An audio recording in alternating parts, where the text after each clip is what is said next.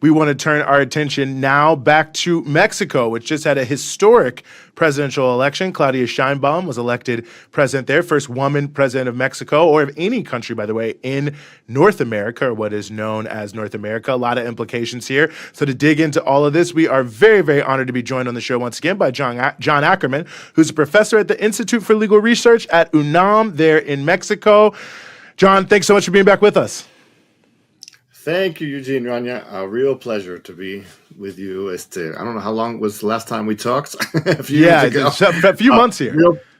A real pleasure. Yeah.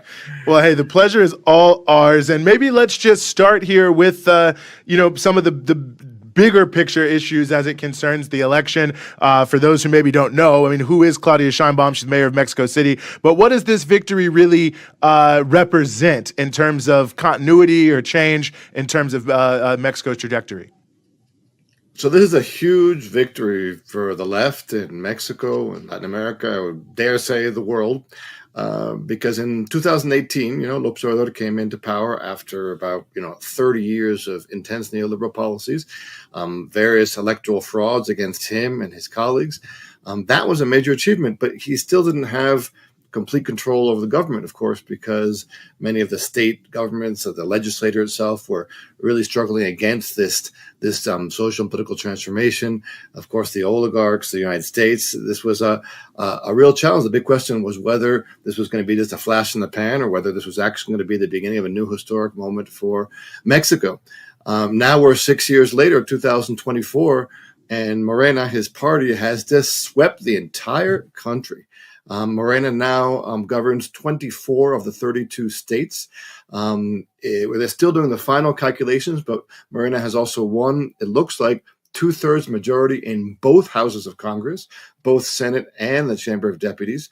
It has also ratified its control over Mexico City, and with a woman she was an academic, she was a professor, a climate scientist for a long time, always been politically active, a student activist, was mayor of Mexico City. Her platform was to continue on build the second floor of the fourth transformation, winning 60% of the vote, 2-1 over the second place candidate, Xochitl Gálvez, who was actually the candidate of almost all the parties together. Totally different, strange bedfellows. You have the PRI, which is the old authoritarian party, the PAN, which is the Christian Democratic right-wing party, the PRD, which used to be the left-wing party, which sold out about 5-10 years ago. They all kind of came together, ganged up against López Obrador, and they only got about 28% of the vote against the 60% for Claudia Sheinbaum. Over the last 30 years of democratic transition, no president has gotten that level of support. We've had presidents that have gotten, 37%, up to 50%, but 60%, this is a major mandate. It's a major blowout.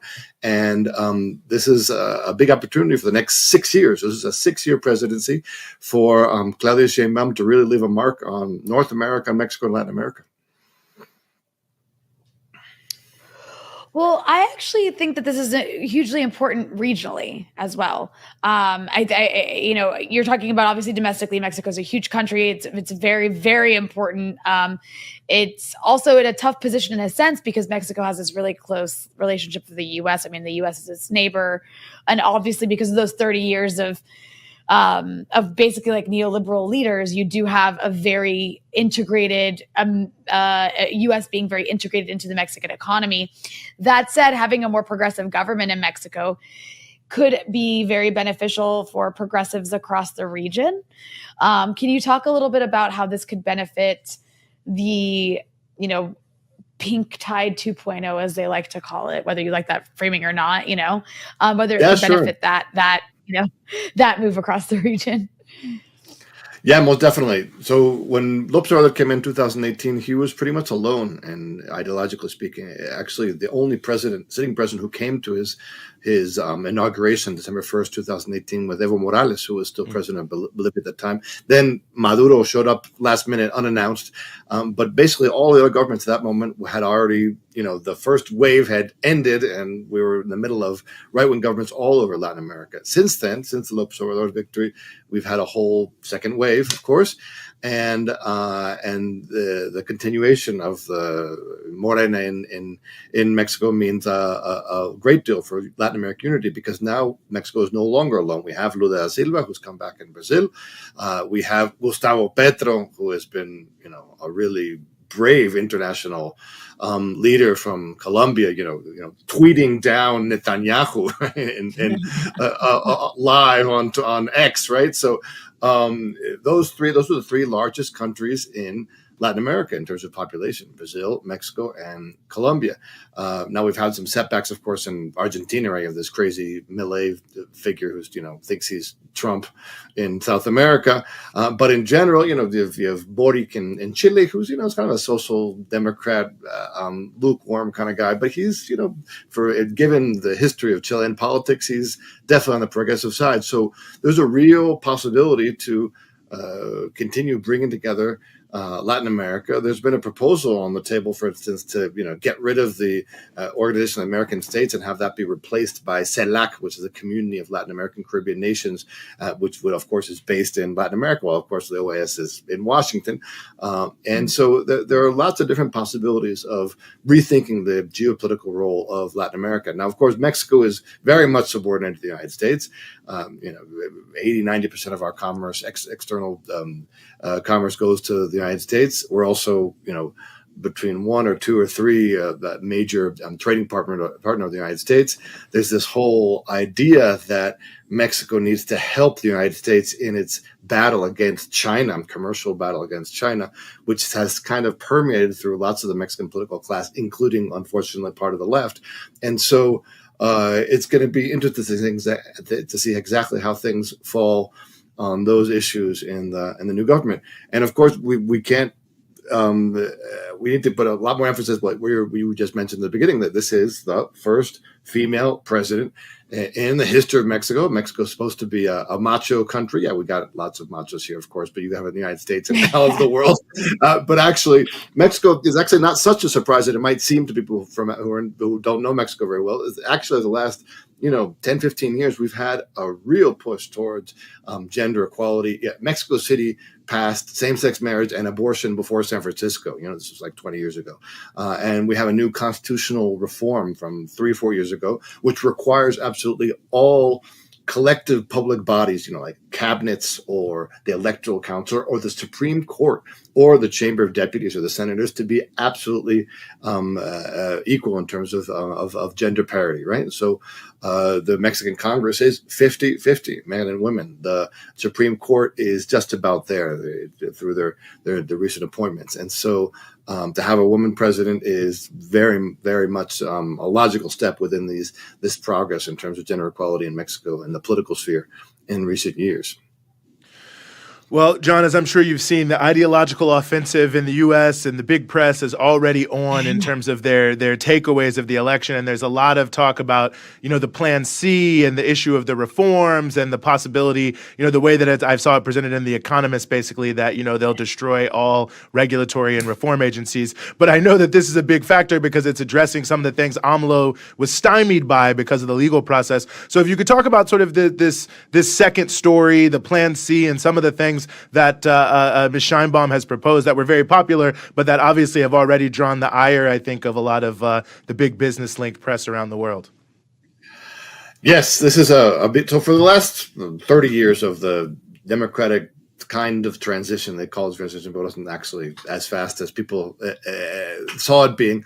There's been a very intense division between the different parties. So there have been three major parties, PRI, PAN, and PRD, who have basically divided up government. And now, all of a sudden, there's going to be one hegemonic party, right? And this does remind people of what existed before, right? The PRI, the Party of the Institutional Revolution, dominated the entire political sphere between the 40s and the 80s. And so people are saying that what's happening now is a return to the previous system of a single hegemonic party.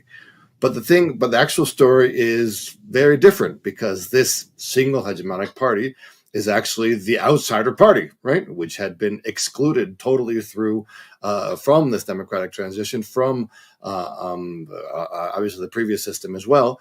And so the victory of López Obrador in 2018 and of Claudia Sheinbaum in 2024 is not really a pro-establishment power grab, but it's part of this resistance to the economic and political powers that be.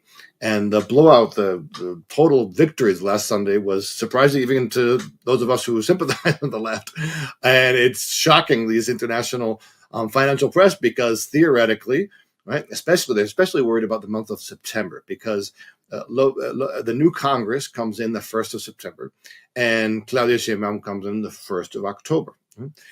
And López Obrador from past February presented a whole array of a dozen constitutional reforms, as you mentioned, it's called the Plan C. This is the idea that I can get into the history of that, but it's called Plan C because these reforms were not originally passed by Congress, because Congress was not, Morena didn't have a control over the 2/3 of that of Congress, and so they was rejected by Congress. That was the Plan A, and then Plan B was that the Supreme Court also threw the second version out, and so the Plan C was that the third version is going directly to the voters and have the voters decide, right, not Congress or the court, but kind of a plebiscite is what we had this last Sunday. And so what kind of reforms is López Obrador talking about? He wants to democratize the judiciary. So, for instance, he wants the Supreme Court ministers to be elected by popular vote.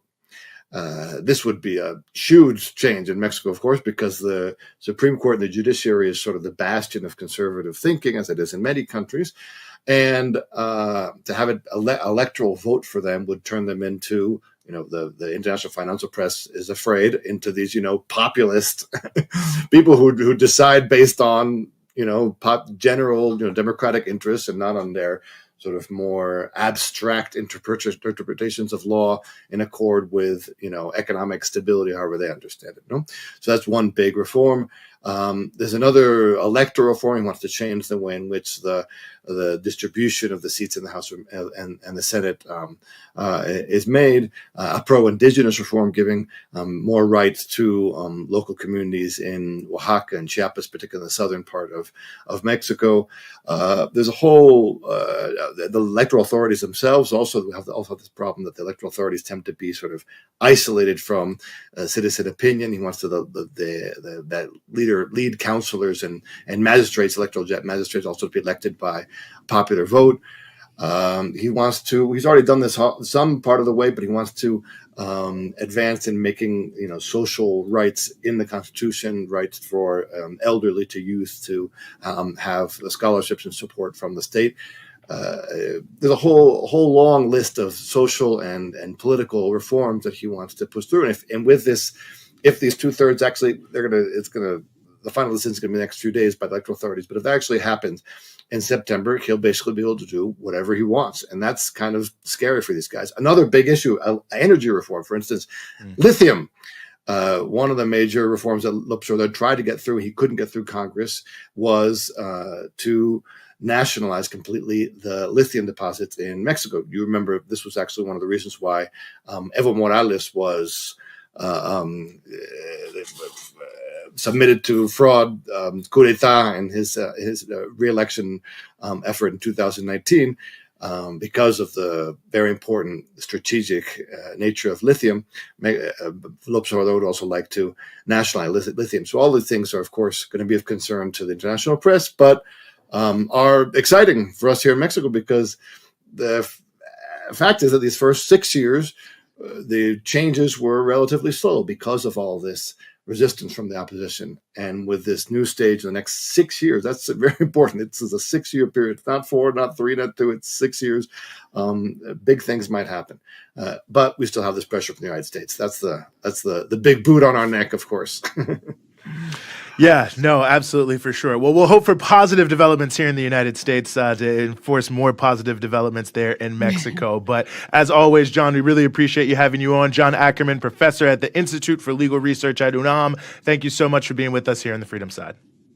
Thank you, Eugene. Ranyak, please come visit us soon. No, once if Trump comes in November, you're going to have to come running down south to look for democracy here in Mexico City. And Mexico City is a wonderful place. I don't know if you've ever been there, but it's a great place to live, and we'd love to see you guys and your audience too. It's please come get to know Mexico City and Mexico. It's a wonderful country.